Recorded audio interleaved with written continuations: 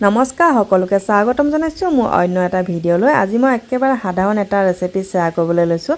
আপোনালোকে সকলোৱে বনাবলৈ জানে, তথাপিও মই এই ভিডিঅ'টো আগবঢ়াইছোঁ যিসকলে নতুনকৈ ৰন্ধা শিকি আছে তেওঁলোকৰ বাবে, আৰু এই ভিডিঅ'টো চাই তেওঁলোকে উপকৃত হ'ব বুলি আশা ৰাখিলোঁ।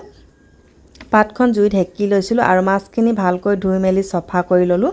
বেছি মাছ লোৱা নাই, মোৰ ঘৰত খোৱা তেনেকৈ মানুহ নাই, এইবাবে কেইটামানে মাছ লৈছোঁ।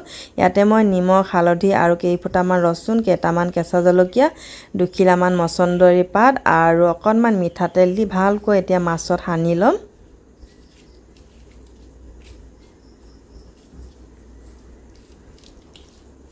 আৰু এই পাতখনে এতিয়া মেৰিয়াই ধুনীয়াকৈ এটা টোপোলা বান্ধিম।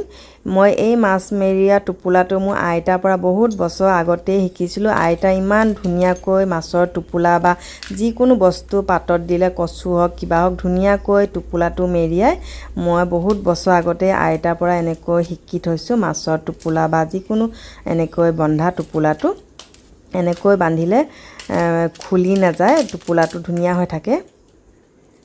আৰু মই গেছত কেৰাহীখন পাতি থৈছোঁ, গৰম হ'বলৈ দিছোঁ কেৰাহীতে মই পাতত দিম।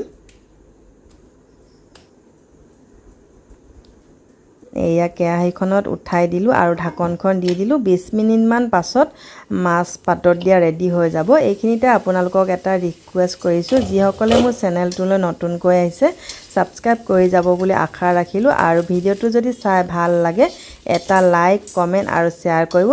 আৰু এয়া মাছখিনি পাতত দিয়া হৈয়ে গৈছে, আৰু মাছখিনি অকণমান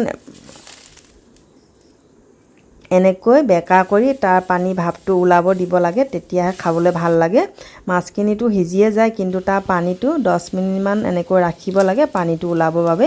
আৰু মই এয়া মাছখিনি অকণমান খুলি দেখুৱাই দিছোঁ। ইয়াতে এতিয়া গোলনেমু ছিজন, গোলনেমু অকণমান ৰস চেপি আৰু অকণমান কেঁচা মিঠাতেল দি মাছ খাবলৈ ৰেডি হৈ যাব, পাতত দিয়া মাছ। আজিলৈ আহোঁ, বাই।